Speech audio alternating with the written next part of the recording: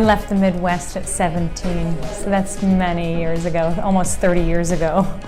So really, the industry to me has been mostly in my experience in the Pacific Northwest. Though the Midwest is definitely behind the times. They're just much more conservative. The Midwest takes an attitude more of whether or not this is whether or not it's legal and okay. From the Pacific Northwest, it's just unbelievably difficult to get marijuana of that caliber anywhere else in the country. Even from, just Northern California to Southern California, it's extremely hard to get that kind of quality of marijuana, I believe, most anywhere else in the United States. It literally takes transplants, people who know the culture and know the particulars of growing marijuana in that style. It's really different, and the cultural view, the political view is much more conservative. Though, as we all know, there's a huge movement in every single state to, legalize and use, marijuana in an adult use capacity. So it's not much different in that way, that there's movements everywhere that are, there's like a national organization called NORML, for example, and, they're in, every state just trying to push their, ideas and legislation and bring community together around marijuana, because that's what marijuana does. It brings people together.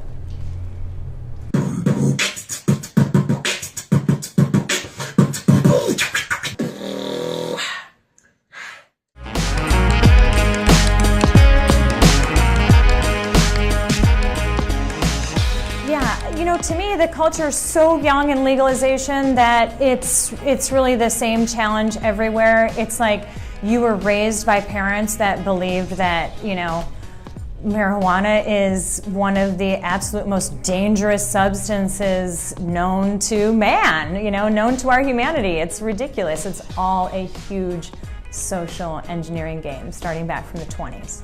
And generation after generation after generation was told, don't do it, can't have it, it's dangerous. And, I really find that it's fantastic the way social media has really, I believe, brought through an understanding of what cannabis can do for people. I mean, it's amazing to see that in a shop like this that is OLCC regulated for recreational use. I prefer the term adult use because I think it's actually degrading on us to say that it is recreational when people are really just taking a few puffs at night to get a better night's sleep. That's not recreational.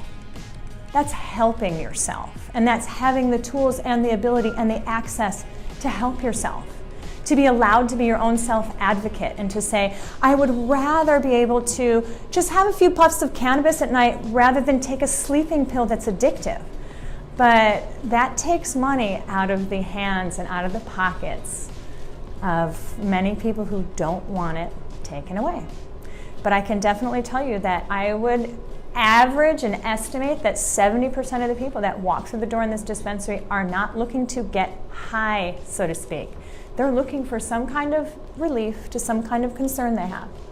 Whether it's small, want to get a little bit better sleep, or whether it's my wife has Alzheimer's and doesn't know who I am after 55 years. And it's huge, the impact that cannabis has on the community, because it brings people from every single sector together in some way.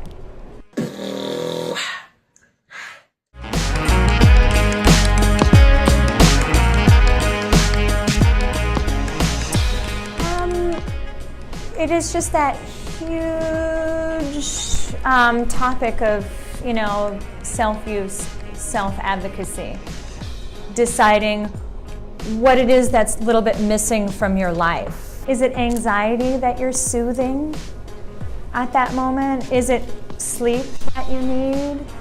Is it connection of like a great, social gathering, maybe a birthday party? People tend to think of the only libation available being alcohol. And it's not. It is, you know, that connection that people love to have around, you know, just getting a little silly together, enjoying things to the next level together, you know, kind of like uplifting their, you know, themselves from their daily routine or the mundaneness of your work life. And you get to have that time or 2 or 3 a week where you just take the load off, put your feet up, relax a little bit.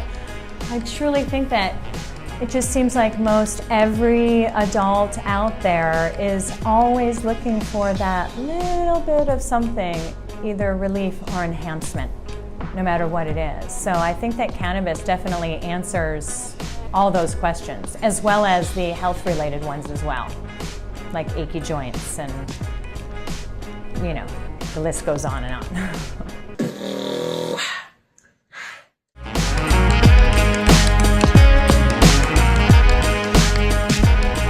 No. Never. No. No, that is so crazy. I mean, there's just never, you know, there's never been a reported death. There's never been a reported overdose. There's, you know, unfortunately, what I will say on maybe that negative side of the access and availability is edibles. That people really do, like they'll come in the shop and they'll think to themselves, and I think it stems back to the stereotype of smoking marijuana. They're like, well, I'm not gonna smoke it, but I do wanna try it, so maybe I'll have a cookie. And it's like, oh my gosh, if you're not a regular cannabis user and you don't, you know, aren't really familiar with those feelings or effects of cannabis and you have a cookie, yeah, the cookie's really delicious, but only have 1. Don't have 3, don't have 4, because then, you know, you might, you know, have a bellyache and wind up in bed, you know, or just want to sack out all night or sleep all the next day. And, you know, so I mean, that's like the only, you know, where I think that people just aren't very familiar in the new culture of recreational cannabis, where I think that, you know, kind of getting a little bit of, I wouldn't say trouble, but it's an effect that they're not looking for, that they don't expect. So, but by and large, for sure, I mean, alcohol is certainly something that is, you know, totally proven to destroy your body. It's poisonous to your body. I mean, we all know like that physical effect of the liver, but that's just one piece of it. It affects all of your hormones, all of your brain's ability to fire the right chemistry, your adrenal glands. It completely taps out your system, where cannabis completely enhances your system.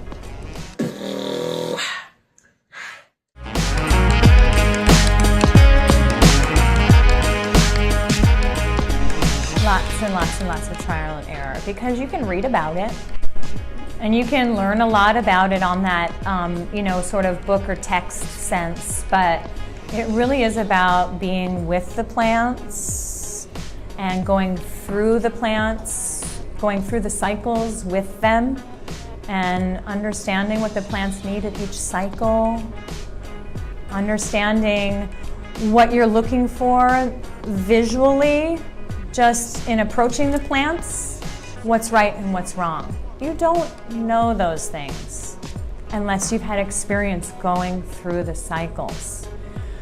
And that's just on the real general sense. And then it comes down to, you know, your humidity control, your temperature control, your light control. What kind of lights are you using? Are you on timers? Are you using CO2?